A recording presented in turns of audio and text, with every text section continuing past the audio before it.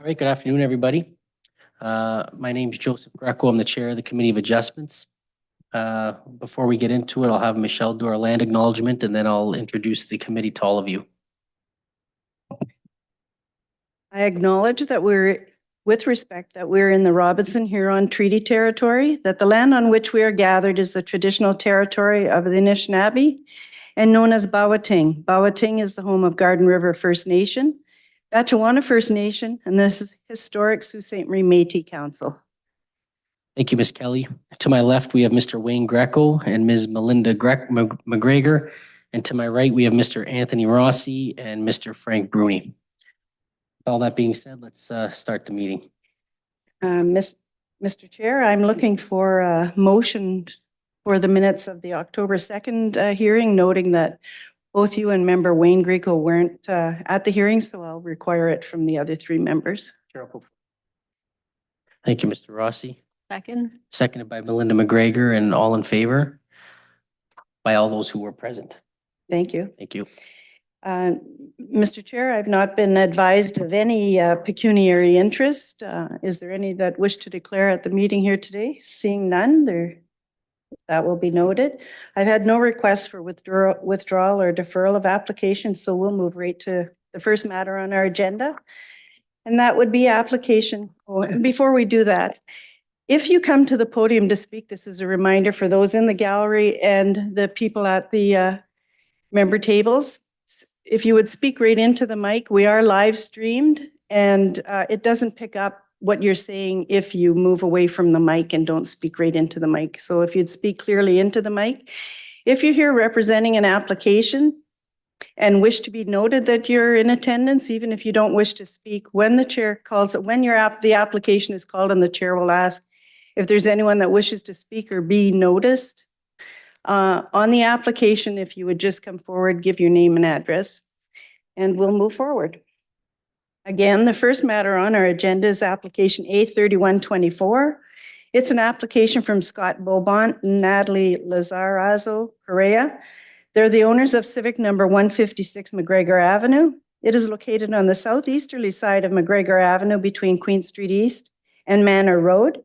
It is designated residential in the official plan and is zoned R2 gentle density residential. Relief is requested from the provisions of bylaw 2005-150 as amended by reducing the front yard requirement to facilitate the demolition of the existing covered porch and the subsequent construction of a new covered porch and conveyed covered entryway. Specifically, section 9.6.2 of zoning bylaw 2005-150 requires a minimum front yard of 7.5 meters. The applicants seek to reduce the minimum front yard requirement to 6 meters for the covered front porch addition and to 4.9 meters for the proposed covered entryway addition. Notice of public hearing was sent by personal mail to neighboring properties by posting a sign on site and by posting on the city website. No public input was received on this application at the time of drafting this report. Technical review. As part of the application review, this proposal was circulated to the following internal departments and external agencies for their review. Building Division. Building Division staff had no objection, however, wished to remind the owners that the proposed construction may interfere with OBC power line clearance requirements. This issue can be reviewed further with the city plans examiner for more information. Engineering and construction had no comment. Fire services had no comment. Legal department had no comment. PUC distribution electrical services had no concerns, nor did the water services, and public works had no comment. Planning staff have no objection to this application. This request does not contradict the official plan. The intent of the zoning bylaw is kept intact as this is an extension to a porch and does not permit the building itself to be extended onto the 7.5 meter setback. As well, the remainder of the property will be kept at 7.5 meters. This request is viewed as minor in nature and given the improved visual impact on the street is expected to match other houses in the neighborhood and as such is found to be desirable. Staff recommendations, the request of planning staff, it has planning staff support. The building division staff advise the applicant regarding the Ontario Building Code requirements for swing calculations and that it will be considered as part of the building permit process, so it doesn't need to be attached to any condition of approval. No evidence has come forward to this point to suggest that approval would create a negative impact. And those are my submissions, Mr. Chair. Thank you, Ms. Kelly. Do we have anybody in the gallery that wishes to speak to this matter? Seeing none of those people. Does anybody on the committee have any comments for the committee? Seeing none, can we have a motion either in favor or against the application? I'll put forward the motion. In favor of? Thank you. The recommendation. We have a motion by Mr. Rossi. Do we have a second for that motion? I'll second the motion. Seconded by Mr. Wayne Greco. All in favor of the passing of the application? All in favor, Mr. Rossi? Motion's carried. Thank you. Thank you.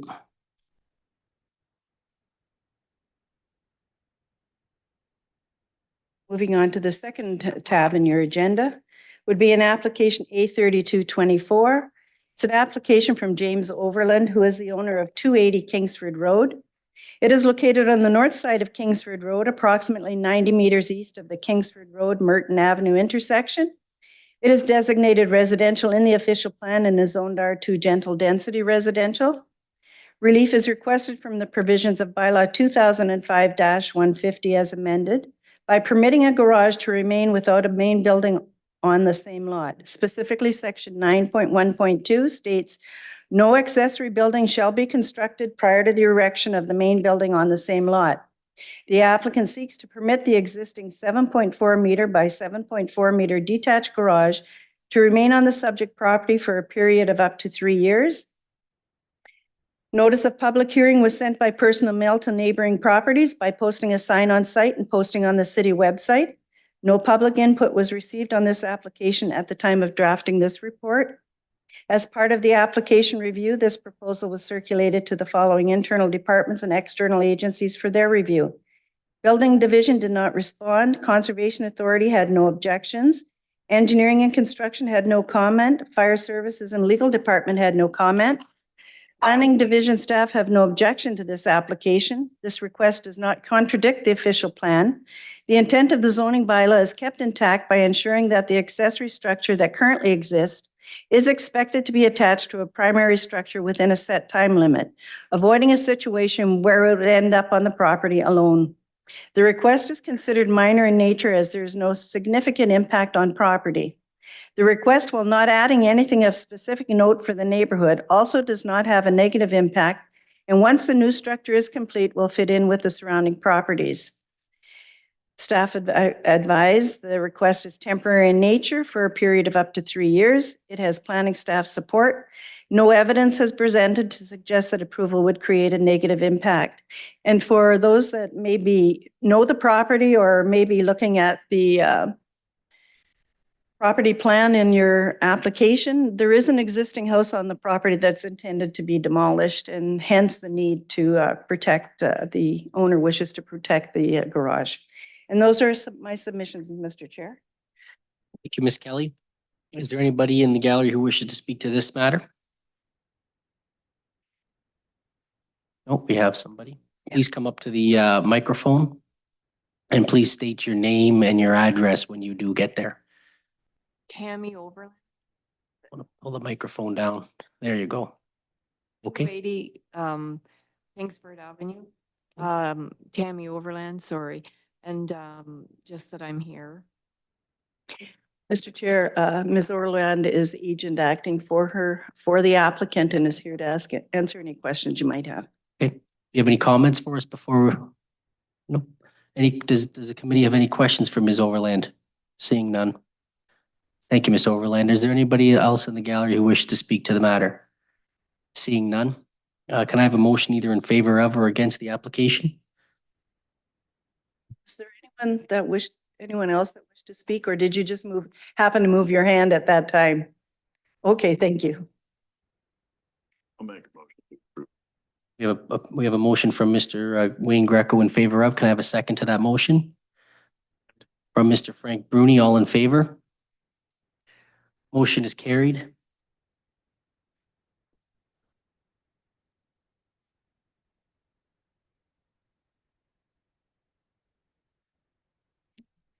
Moving to tab 3 on your agenda is application A3324. It's an application from 1,168,4892 Ontario Inc., who is the owner of 1100 Wallace Terrace.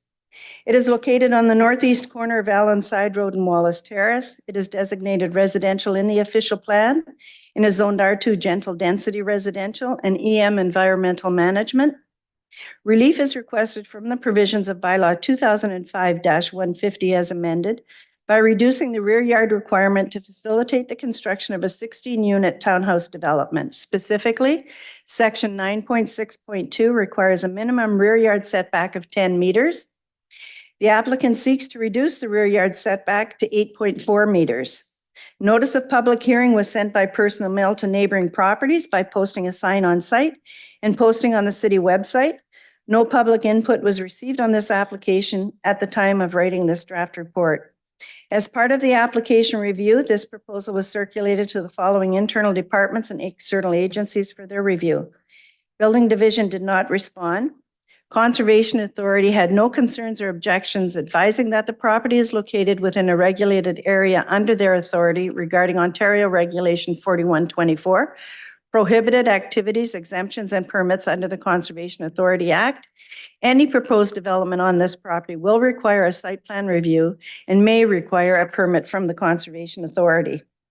Engineering and Construction had no objections, although they wish to note that they have not reviewed a detailed development site plan yet, which isn't required to have been produced at the time of this report or of seeking a variance to the rear yard. Engineering has been advised by myself that if and when the full detailed development plan comes forward and it suggests something other than what the committee's considered, then this variance will be of no use to them and they'd have to reapply.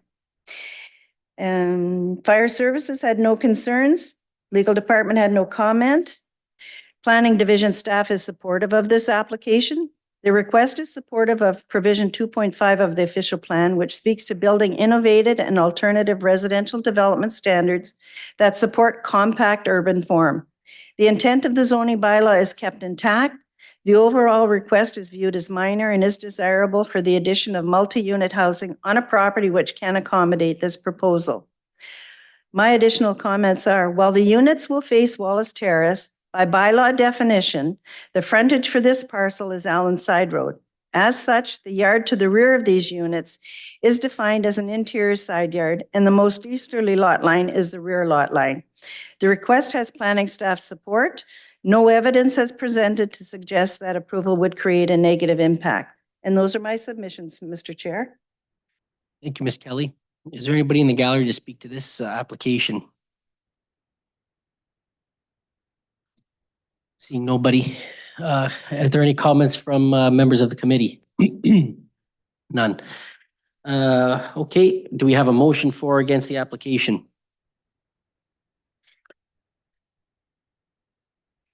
Thank you, Mr. Bruni. Do we have a second to that motion? I'll second. Ms. McGregor, all in favor? Motion is carried. Ms. Kelly? Thank you.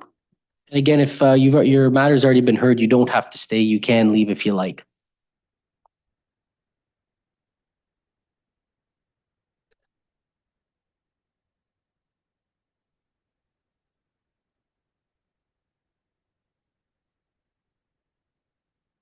I think I would just point out to the gallery, since we have people in the gallery, the committee is given the agenda to review prior to this hearing. So they've reviewed all the matters on the agenda.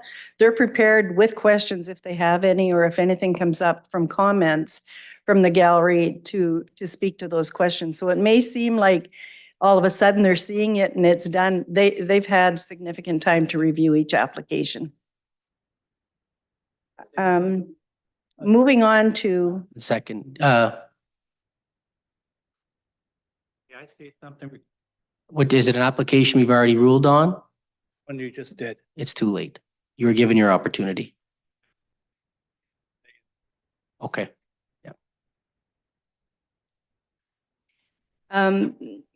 I just would, it's not a comment for the committee to consider. I just want to be sure that you heard my last comment, that it's only the east side yard that's affected by this reduction. Just to be clear on that. No, we're not going to open discussion. I think we got to. If you have any other questions at any time, you're certainly welcome to call me at the office if you leave here and have a question or a concern or need further explanation on what's been posted or you received in your notice. I'd be happy to answer those. So we'll move on to tab 4 on your agenda, which is application A3424. It's an application from Denise Van Eldert, and I believe Denise is in the gallery. The subject property is civic number Sherwood Parkway. It is located on the south side of Sherwood Parkway, approximately 115 meters east of Silverdale Avenue. It is designated residential in the official plan and is zoned R2 gentle density residential. Relief is requested from the provisions of bylaw 2005-150 as amended by increasing the height of a privacy fence, specifically section 7.2. Maximum fence height in the interior side yard is 1.8 meters. The applicant seeks to increase the maximum fence height in the westerly interior side yard to 2.47 meters for a length of approximately 24.9 meters. Notice of public hearing was sent by personal mail to neighboring properties by posting a sign on site and posting on the city website. Mary and Stephen Bordelon, abutting property owners at 11 Sherwood Parkway, submitted the following comments by email. This letter is in opposition to the height of the fence erected on the west side of the lot at 7 Sherwood Parkway. As per the application, the said fence was not built to bylaw requirements, which could have been avoided if a permit had been obtained prior to building. The owner had approached me, Steve, prior to erection to inform me that she was going to have a fence erected without details and asked where the property markers were. I showed her the survey peg at the rear of the property and said the peg at the front was below the grass if they wanted to look for it. The fence also extends into the conservation area by almost 3 feet. Fence erectors and the property owner were informed of the location of the survey peg prior to the erection starting. The height of this fence restricts sunlight into our house, particularly the basement, and gardens on the east side. Also, issues with regard to snow buildup from wind tunnel effects may be forthcoming, which could affect a recently installed heat pump on the east side of my home. Many remarks have been made from people passing by about the height of the fence and how silly it looks. It has been called the useless fence, as it doesn't even enclose the backyard. Why did it not terminate even with the edge of the owner's house and then extend from there to the house for privacy and a more appealing look from the curb? We do not oppose a fence, only the height of it. Hopefully this will be remedied and not be a case of forgiveness is easier to obtain than permission.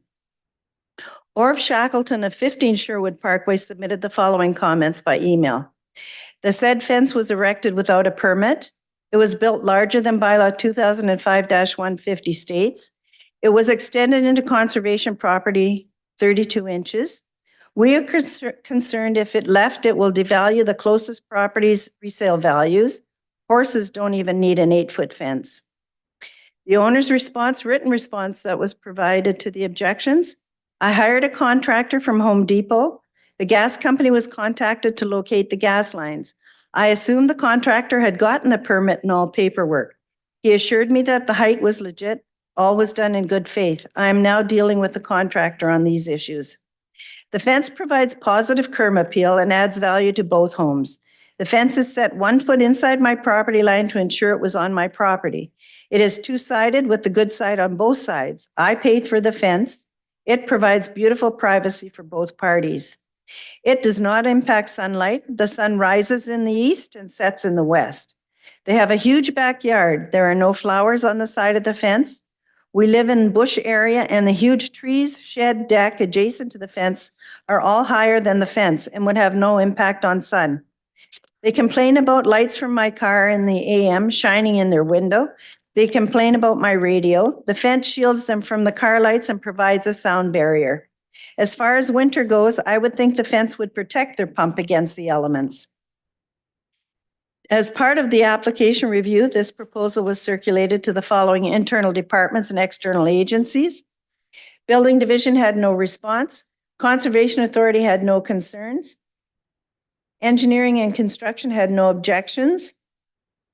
Fire Services had no concerns. Legal Department had no comment. Planning staff do not object to the request. It is in keeping with the intent of the official plan and the zoning bylaw by limiting the front yard protrusion and maintaining sight lines. This is a heavily wooded area that also has an adjacent two-story dwelling, both of which obstruct available light that would be a concern with a higher fence in other contexts. The request is viewed as minor in nature and fits in with other properties in this area that are more secluded and private. The abutting property owners at 11 Sherwood Parkway and a neighboring property owner at 15 Sherwood Parkway object to the request. Planning staff support the request, while other officials circulated for comment, including the Conservation Authority, have no objections or comments or concerns with the request. Once advised that a permit had not been taken, the applicant obtained the required permit, and the height of the current fence was not. The applicant obtained a fence permit and submitted a minor variance application. An amendment to the existing fence permit may be required dependent on the committee's decision. And there's my submissions, Mr. Chair, and I believe Denise Van Eldert is in the gallery to speak if you have questions. I don't know who else. Okay, well, we'll start with the applicant. If Denise, would you like to make any comments, or come on up and we'll get your name and everything and we'll hear what you have to say, okay? Hi, yes, my name is Denise Van Eldert. Okay. And what would you like to comment on? Well, I think Michelle highlighted everything. She got everything for you? Yeah, well, Comment. what we'll do is, if you don't have anything to add to that, I just want to make sure first you didn't want to add to anything Michelle said. You can have a seat. What we'll do is if there's anybody else in the gallery that has to comment, we may call you back up to answer a question or a comment, okay? All right, thank you. Is there anybody in the gallery that wishes to speak? I notice there's some objections here. Is there anybody here that would like to speak to the matter, either in for or against the application? Now is the time to say something, if you do want to say something. No? Okay. I'll make a couple of comments first. Yes, I acknowledge here that this was, built without a permit. Obviously, we don't encourage that. It seems like somebody was relying on somebody else to do that, and that's fully understandable considering, how construction works. We hear on one side that, this blocks light. We hear on the other side that, there's light not being blocked and back and forth, and perhaps there's some neighborhood issues there that we're not going to get into. At the end of the day, we have to look at 4 items. And what I'm looking at is, would the approval offend the intent of the official plan when we've got evidence here from the planning department that no, it would not? Would it offend the intent of a zoning bylaw? No, it would not. Is the variance desirable for the continued use of the property? Yes, it is.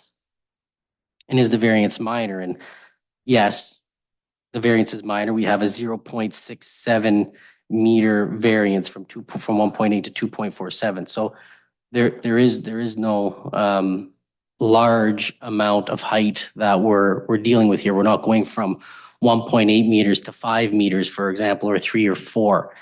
It's not even a 1 meter variance. So I would suggest that the variance is minor. Yes. No. With that being said, I also acknowledge, not that this is a test that we have to rely on, but there is comments that there's some sort of bad faith. Based on what I'm seeing, like, in my opinion, there has been no bad faith from anybody here. I think there may be some miscommunications and confusions, but at the end of the day, it doesn't look like there's any bad faith here. Not that I'm using that, I'm making that comment to maybe alleviate some people's minds. So with my comments, I'll open it up to my colleagues on the committee if they have any comments, but I'd like them to keep my comments in mind when making their decision. I do think that the variance should be approved, and what they determine will ultimately be the decision. Does anybody have any comments further to that? Mr. Greco? There's your comments. I'm struggling with the second test, with the approval and the intent of the zoning bylaw. The zoning bylaw was 1.8 meters, Yes. 7.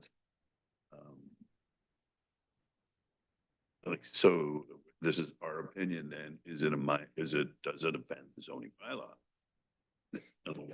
That's why I'm having a difficult time. So when we look at the comments from the staff, planning staff comments, that's where we use that to make that decision. We rely upon their comments to make our decision. And it's my opinion, being an experienced individual in the area, not an expert, but experienced, that it would not offend based on what I'm reading here. But you can make your own opinion and vote your own way. Okay? Anybody else? I just have one comment. So I understand the direct name concerns, but I think that was responded adequately based on being familiar with the area, with the trees, the location of the property, and the fact that I don't think there is anything caused by this fence that would disrupt anything beyond what Mother Nature would do. I agree that the owner tried to do something proper, got caught a bit, and acted in some reasonable faith. The owner 2 houses down, the opinion of changing the property value directly affects, I don't see it as direct affecting their property in any way, so I would support the application. Thank you, Mr. Bruni. Seeing no other comments, would somebody like to place a motion on the motion? Discussion. We'll close the discussion off, so there will be no more comment on this matter. Chair, I'll put forward the motion to accept the application. Thank you, Mr. Rossi. Can I have a second to that motion? The motion. Mr. Bruni, all in favor? The motion is carried. Ms. Kelly, thank you very much.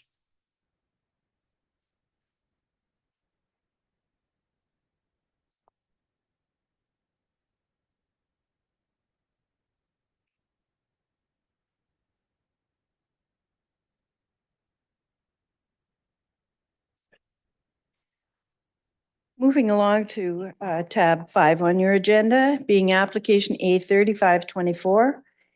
It's an application from Sault Ste. Marie Housing Corporation.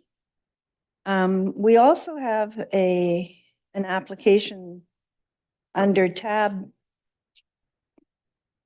8 for Sault Ste. Marie Housing Corporation.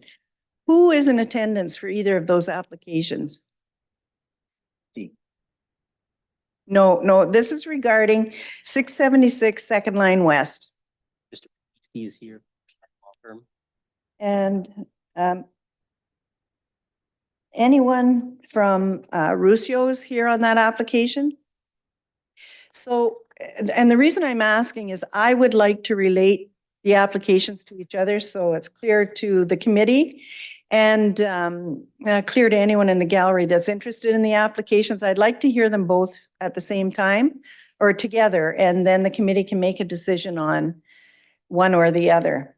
And so I'll bring you to tab 8 first. And Mr. Battisti, thank you for making your way to the podium.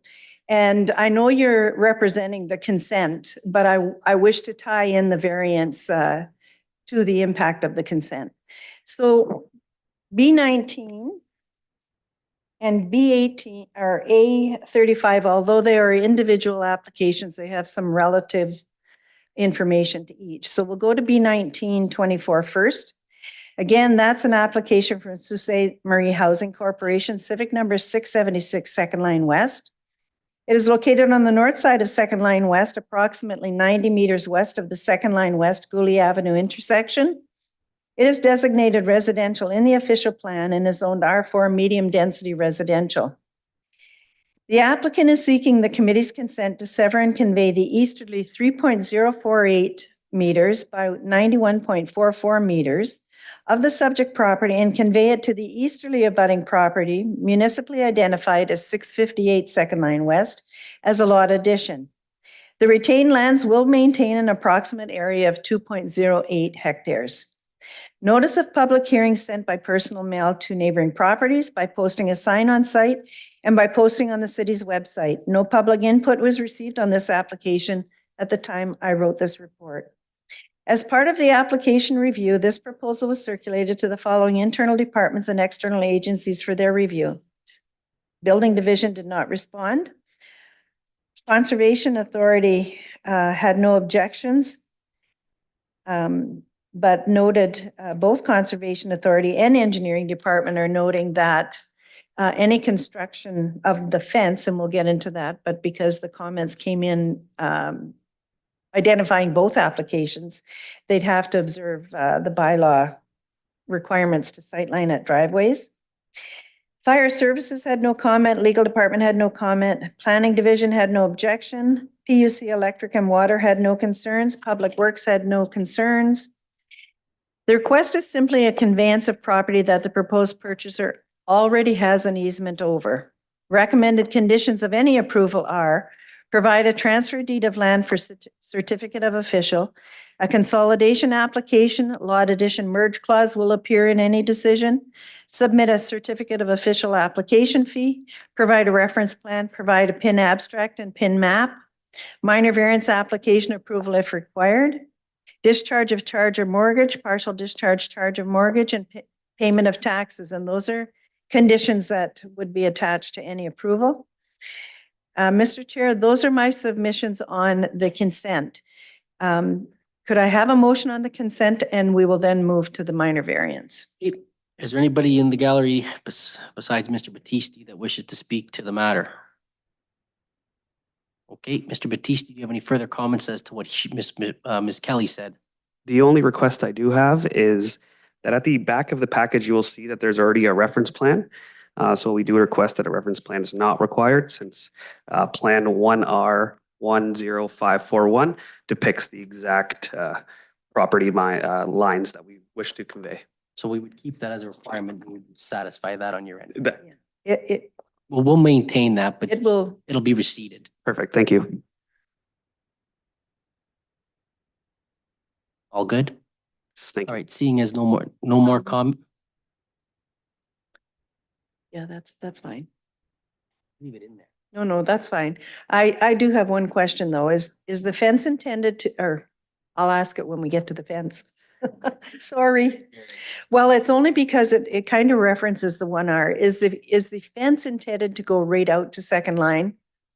We have not been retained on the fence, just acting. So you don't know by the 1R, and there is my point. The 1R may be sufficient, but I'm not sure that it won't require something to address the fence. So we'll get to that.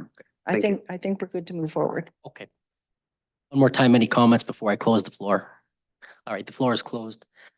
Any comments from, okay. Can I have a motion, please? Forward, accept the recommended conditions. Okay, we have a second for that motion. Thank you, Mr. Rossi. All in favor? Motion is carried. Now to the variance. And now we'll move to the variance, and Mr. Battisti, you can sit it out. I wasn't sure how much information you knew on the fence. You're not retained on the variance? No, I did not submit it, so I didn't even know it was here today. Yeah. Okay, all right. Better not speak So- there. So we'll move to the fence. And the reason I wanted to hear the consent before the fence is again, the civic property is 676 Second Line West. The request is to increase the height of a fence, specifically section 7.2. Maximum height in any other yard is 1.8 meters. Asking to increase the maximum height of a fence to 2.4 meters along the east interior side yard for approximate length of 85.3 meters. Notice of public hearing was sent by personal mail to neighboring properties by posting a sign on site and posting on the city website. As part of the application review, this proposal was circulated to the following internal departments and external agencies. Building Division had no response. Engineering Construction had no response. Fire Services had no concerns. Legal Department, no comment. Planning staff support the proposed increase to fence height. The request for the increase in height is felt to be minor in its overall impact on the neighborhood. The request does not contradict the official plan. The request is in keeping with the zoning bylaw in that the fence height limit is to encourage safety and keep the visual aesthetics in place. Given that this separation is between a commercial use and a multi-story building, the increase will separate these two uses and ensure any potential conflicts between the uses are minimized. For these reasons, it is felt that this is desirable for the property. And I've stated, planning staff support the request, while other officials circulated for comment have no objections, comments, or concerns with the request. No evidence has been submitted that suggests approval would have a negative impact. I would be adding to that any approval should contain a condition that says that the bylaw requirements as to sight lines for driveways should be complied with. And those are my submissions, Mr. Chair. And the reason I asked that, I want to add, the reason I asked that this be put after the consent is that property line changes. There'll be 10 feet conveyed to the adjacent property, and the fence will go along the new property line. Is there anybody in the gallery that wishes to speak to the matter? Seeing none, comments from the committee? Okay, can I have a motion, please? And just to remind Ms., we've asked for a condition that the bylaw with regards to sidelines should and driveways should be complied with. So I'll put that out. Motion. Make the motion for the minor subject. Perfect. Second. Thank you, Mr. Rossi. All in favor? Motion is carried. Thank you. Thank you.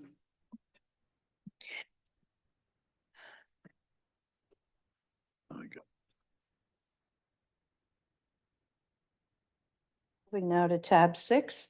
That would be an application A3624 from Gavin and Lindsay Acton. The subject property is 49 Point Shane Crescent, and I believe Gord is here to answer any questions. Oh, and Lindsay is here as well, prepared to answer any questions the committee might have. Again, the subject property is 49 Point Shane Crescent. It is located on the south side of Point Shane Crescent and abuts St. Mary's River. It is designated rural area in the official plan and is zoned R1 estate residential. Relief is requested from the provisions of bylaw 2005-150 as amended by increasing the height of an accessory building to include an upper level living unit. Specifically, section 9.5.3.2, maximum building height for accessory buildings and structures is 6 meters. Proposed to increase the maximum height of a 13.41 meter by 9.14 meter accessory building to 8.23 meters. Notice of public hearing was sent by personal mail to neighboring properties by posting a sign on site and posting on the city website. As part of the application review, this proposal was circulated to the following internal departments and external agencies for their review. Algoma Public Health had no objections. Building Division did not respond. Conservation Authority advised that the subject property is located within a regulated area under the jurisdiction of the Sault Ste. Marie Conservation Authority regarding Ontario Regulation 4124, prohibited activities, exemptions, and permits under the Conservation Authority Act. Any proposed development on this property will require a site plan review and will require a permit from the Sault Ste. Marie Region Conservation Authority. The Conservation Authority does not have any objections or concerns to this application. Fire Services, Engineering, and Legal Department had no comment or concerns. Planning Division staff has no objections to this request. The proposal supports gentle density provisions of the official plan. It keeps with the intent of the zoning bylaw, which is to ensure that accessory structures do not disrupt the aesthetics of the neighborhood or have undesirable impacts on the adjacent neighboring properties. This property is located in a heavily wooded area, and the orientation of the garage is designed with the majority of windows facing the front and rear portions of the existing property. The request is considered a minor deviation from the zoning bylaw and is appropriate for the area. I've summarized, planning staff support the request, while other officials circulated for comment have no objections, comments, or concerns with the request. No evidence has been submitted at this point that suggests approval would have a negative impact. And those are my submissions, Mr. Chair. And again, Lindsay Acton is in the gallery, as is Gord Acton. Thank you, Ms. Kelly. Is there anybody in the gallery that wishes to comment? Sir, yes, if you could come up to the podium and give us your name and your address.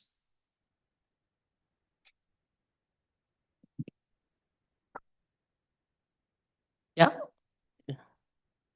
My name is Mark Brown, and I live on 18 Mary Avenue, but I'm a representative of a 1/3 undivided interest in the approximately 170 acre lot across from the subject property, identified as civic number 20 Pointe-du-Chêne Crescent. Mr. Brown, do you have anything from them asking that or authorizing you to be their representative? Yeah, I don't have it with me. And I can't take that as you being their representative. You can speak to your own truth. Okay. Yeah, I wasn't going to speak on behalf of the entire group of owners, but my own truth is I fully support this recommendation. I'm sorry, sir. Speak right into the mic because I'm having difficulty hearing. Sure. I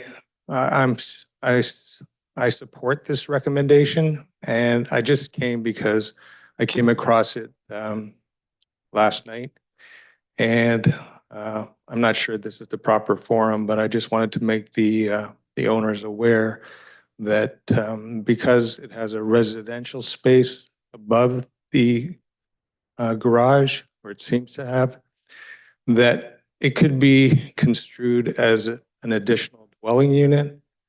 And as an additional dwelling unit, if it has water and a kitchen and a bathroom, it can be eligible for some grants under the Housing Community Improvement Plan. If they build it and they say that it's going to be rented out as affordable, and that could mean even renting it out, for $0 or letting their family members use it or not use it at all. They could be eligible to receive up to $45,000 if there's 3 bedrooms, and a minimum of $30,000 if there's 1 bedroom. So having said that, those $30,000 could, bring water to this space. They could bring, a connection to their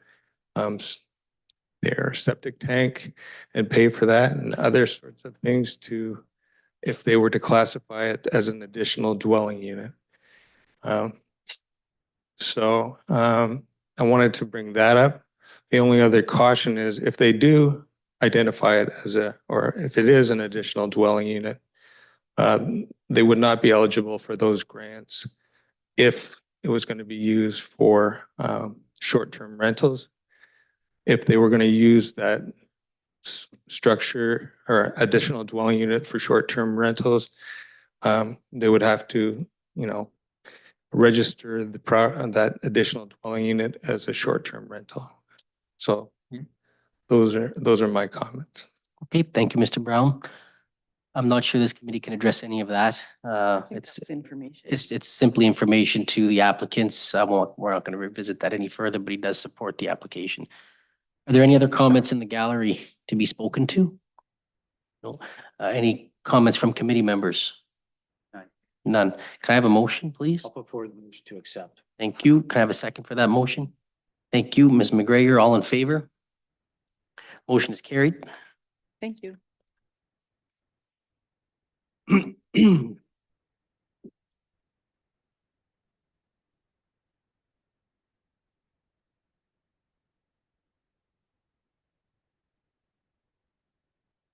Moving to tab 7 on our agenda, that's an application A3724. It's an application from Asinzi Living Development Limited, and I apologize if I'm not saying that correctly. Civic number 304 Albert Street West. It is located on the northwest corner of Albert Street West on Huron Street. It is designated residential in the official plan and is zoned C4 General Commercial. Relief is requested from the provisions of bylaw 2005-150 as amended by permitting 7 dwelling units to be located on the ground floor. Specifically, section 13.5.1 requires no dwelling units on the ground floor if located within a legally existing building. The applicant seeks to permit 7 dwelling units to be located on the ground floor of the legally existing dwelling building. Notice of public hearing was sent by personal mail to neighboring properties by posting a sign on site and by posting on the city website. As part of the application review, this proposal was circulated to the following internal departments and external agencies for their review. Building Division had no response. Engineering Construction had no comment. Fire Services had no concerns. Legal Department had no comment. Planning Division staff has no objection to the requested variance. The proposed property is in predominantly residential neighborhood and consists of a second floor with multiple units as of right. The addition of dwelling units supports the city's goal towards increasing the housing supply. The placement of 2 conditions would be recommended for any approval. To ensure proper design within the existing neighborhood, it is recommended that approval be subject to site plan control. And to satisfy the intention of the official plan and zoning bylaw, renderings of the building should be submitted and subject to the approval of the Director of Planning or his designate. This land is designated residential in the official plan and is supported, and if supported, should the ground floor be designed with aesthetics that are sympathetic to the surrounding area. Similarly, with proper design on the main floor in particular, the intention of the zoning bylaw would be upheld by ensuring that commercial spaces are properly renovated to suit a residential purpose. The request is considered minor, and given the character of the neighborhood, this development would be appropriate for the design of the property. PUC Electric had the following comments. The applicant must verify if the existing electrical service and metering installation is adequate to supply the existing building and 7 proposed apartments. And they suggested that the applicant contact PUC should a revised electrical service or meter configuration be required for the building. ESA will authorize any behind the meter works required. Public Utilities Commission Water Utility advised that the applicant must verify if the existing water service is adequate to supply the existing building and 7 proposed apartments, and must submit a water service application to PUC Engineering for the proposed renovation. Again, they suggest that the applicant contact PUC Engineering Department to request a water service application form. And the applicant has received copies of this correspondence. Planning staff provided conditional support for the request, as did PUC Utility and Water Utility. Other officials circulated for comment have no objections, comments, or concerns with the request. No evidence has been submitted that suggests approval would have a negative impact, provided recommended measures are put in place. Recommended conditions of any approval are: the property be made subject to site plan control. The applicant must verify that the existing electrical service and metering installation is adequate to supply the existing building and 7 proposed apartments to the satisfaction of PUC Inc.'s engineering staff. 3, the applicant must verify that the existing water service is adequate to supply the existing building and 7 proposed apartments, and must submit a water service application to PUC Engineering for the proposed renovation to the satisfaction of PUC Inc. and their engineering staff. I just want to bring to the committee's attention that planning has asked that the units be reviewed and the design of the outside be considered as well. And that would all form part of the site plan control of the property and what it is that planning would be looking for to satisfy that. Correct? Yeah. And those are my submissions, Mr. Chair. Thank you, Ms. Kelly. Is there anybody in the gallery that wishes to speak this, ma'am? Come on up and give us your name and your address and try to speak clearly into the microphone, okay? Name is Addie Bray, and I live at 176 Huron, just opposite the property.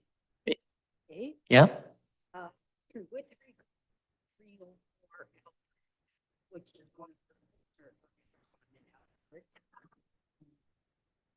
the original construction has no street corners, that it blocks the intersection.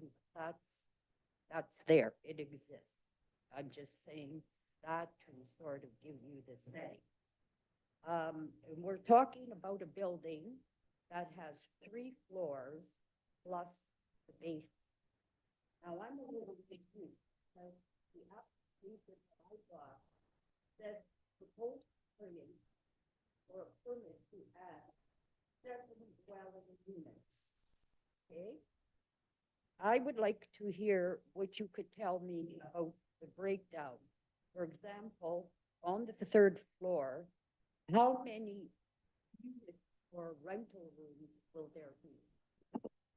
Can I clarify the notice? The request is to put 7 additional units on the ground floor. It's not to speak to the other floors, so the committee would not have that information. They are saying that there are units on the other floors that are permitted as of right. The applicant is asking to add 7 more units. Yes, my question is, for the existing unit, how many occupants are we looking at? We can't speak to that. That would be a question that you would have to ask building division. Yeah. Several of my other questions, because here's that we're only dealing with the 1st floor. We're only dealing with the first, adding 7 more units on the 1st floor. And I don't want to presume, but if your concern is, will there be too many occupants for the building? That would be an opinion you would be making. The number of. Exactly. So go from here. Well, you go to building division for the number of occupants that would be permitted in what units are there now. And if this committee were to approve the 7 units, they would give you the occupant load to include those 7 units. You're curtailing many of my questions. Does curtail many of my questions. If I just might interject, if having that information forms the basis of whether you can support or object to the application, you can request of this committee, and they would decide if the application is to be deferred to allow you an opportunity to get that information.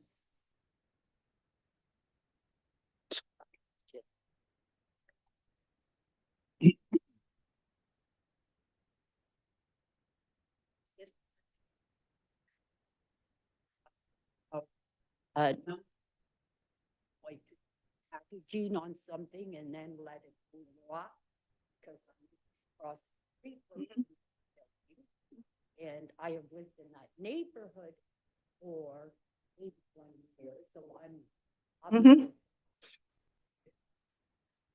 right beside me on the corner. New owners have converted the home into an off-campus student dormitory. And I am concerned about the density, and I'm concerned about the structure. And I get answers to my question. I would like to. So you would need to put that motion forward now before the committee considers any other motion. Because that motion would have to be considered first.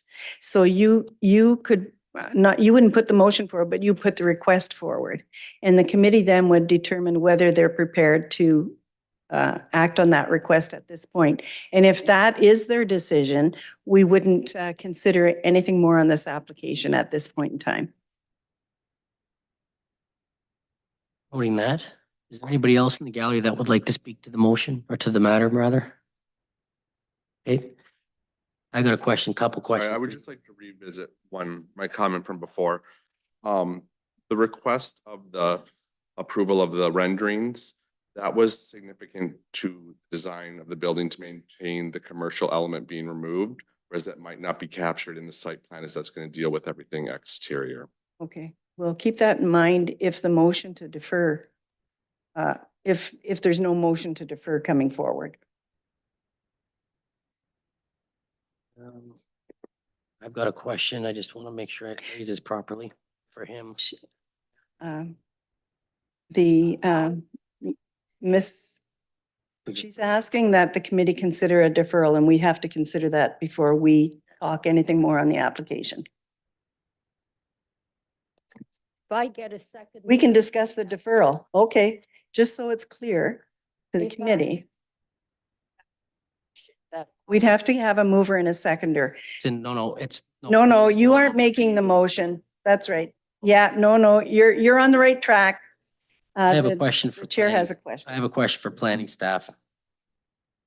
When you guys, when planning department did their assessment on this file, was the density of the building taken into consideration with consultation with the building department? To you, Mr. Chair, no, the density wouldn't have been calculated at this level, like the additional 8 units. That would have been permitted on an R2 lot in general, especially one of this size. But the calculation was not. Once, I've got a follow-up to that. All right, so there's no consultation as to the density question as of yet. But when these builders owners go to get their permits, their building permits, will that then become a factor in the approval of that? To you, Mr. Chair, I'm not entirely sure of the building department's process. I suspect it won't.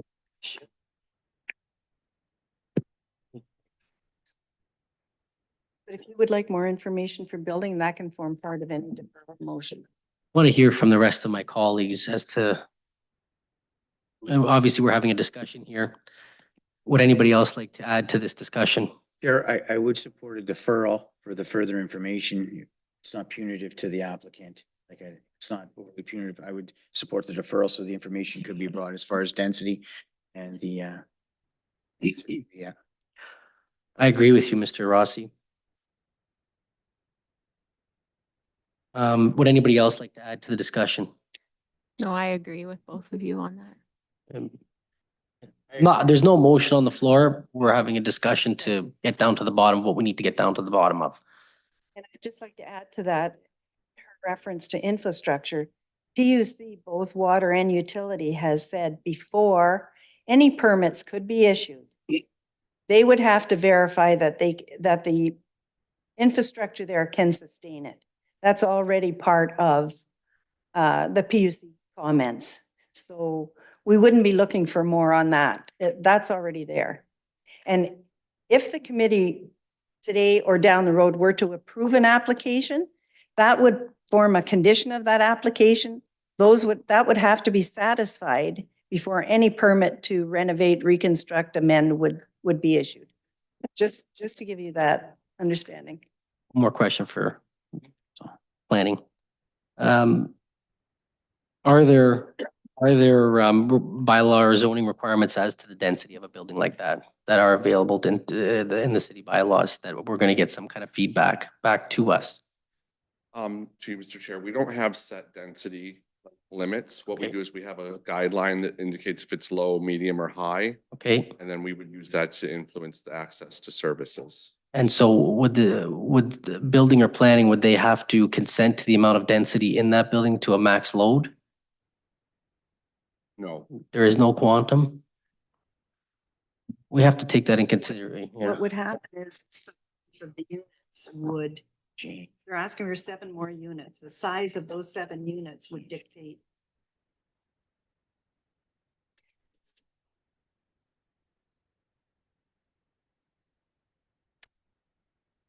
There are many unanswered questions, many.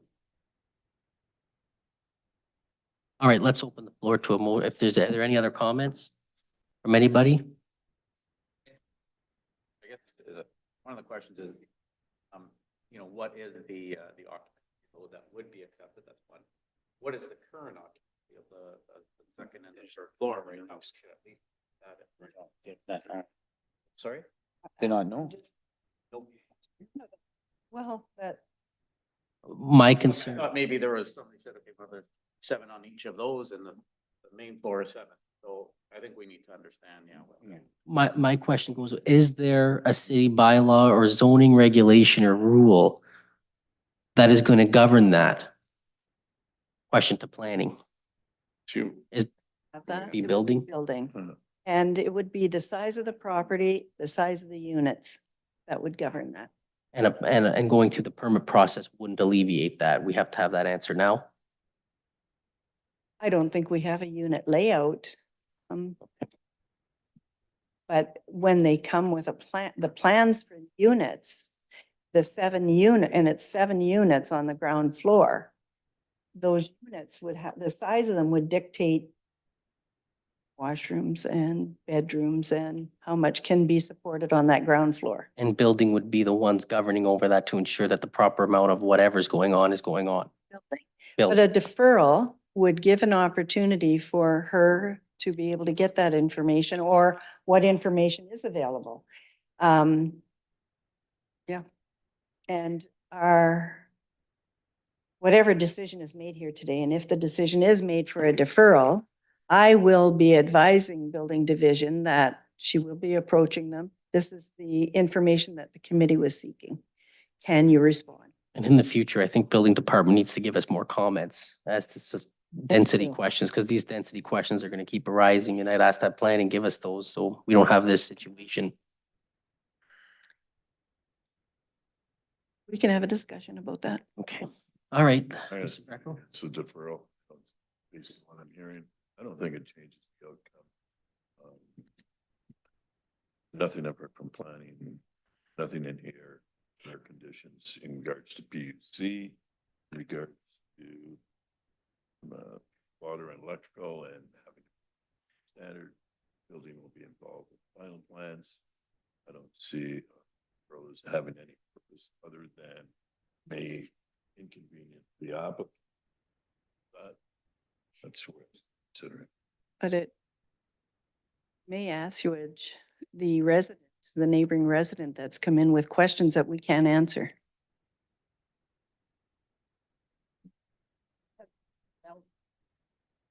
Yeah. Okay. Okay. Everything you said is noted. Everything we've all said has been noted. Is there anybody else that would like to speak on the committee? Okay, let's open the floor. I'm going to close the discussion now, so there'll be no more comment. And I have a motion. I On- forward my motion to defer. Okay, can I have a second on that motion? Second. Seconded by Ms. McGregor. All in favor? The motion is deferred.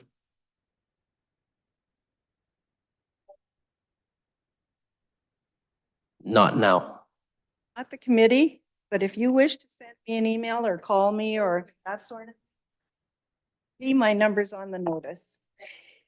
Thank you. Just a public input notices out, maybe respond to it, so we have your In writing. written ahead of time.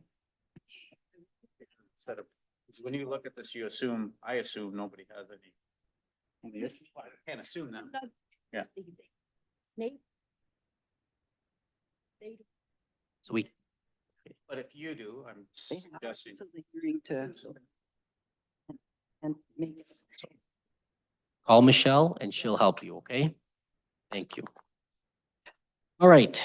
Any help for a grade 12 French teacher? Mhm. Grade 9, actually.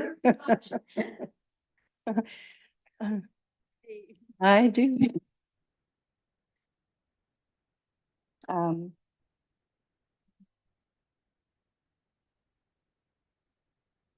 Thank you. Next application. It looks like a consent. So moving on to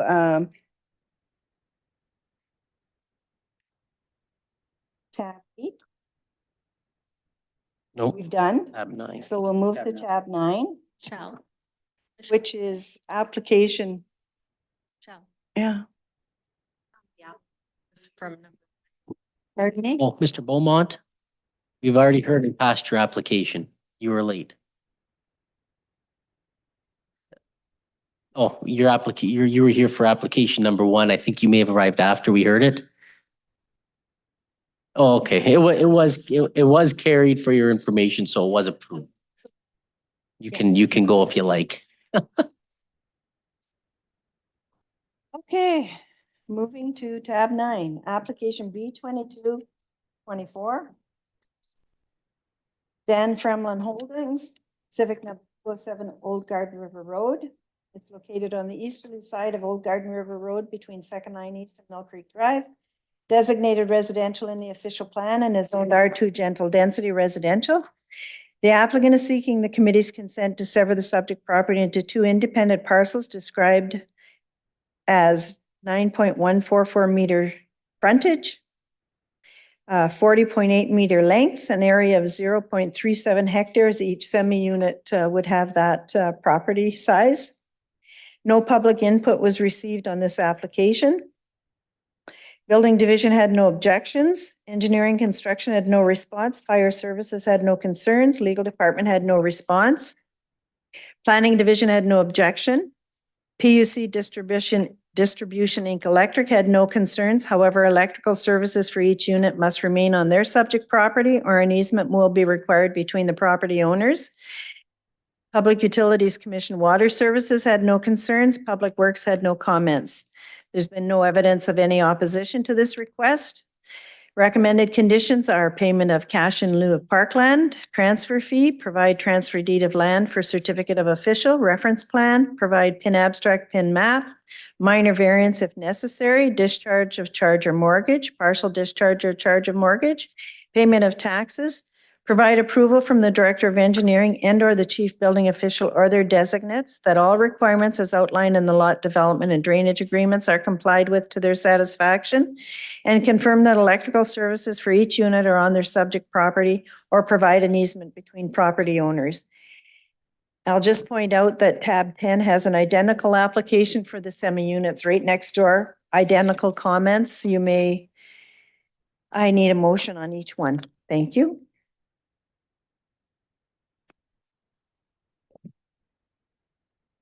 Any comments from the gallery on this application? None. Any comments from committee members on the application? Well, this one is similar to one that we Yeah. passed last month, I think. So they're pretty straightforward. I already know what the intent is, so I'm going to probably approve it. Second. All Well, in I'll favor? put forth a motion to approve with the conditions. Second. All in favor? All in favor? It's carried. First one. Second one? Second one? For the second one, I'll put forth a motion to approve with the conditions. Second that motion with the conditions. All in favor?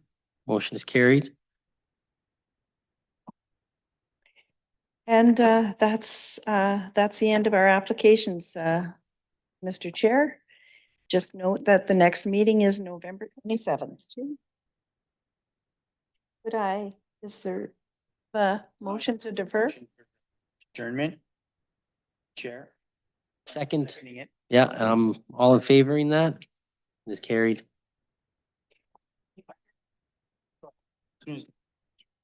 Yeah.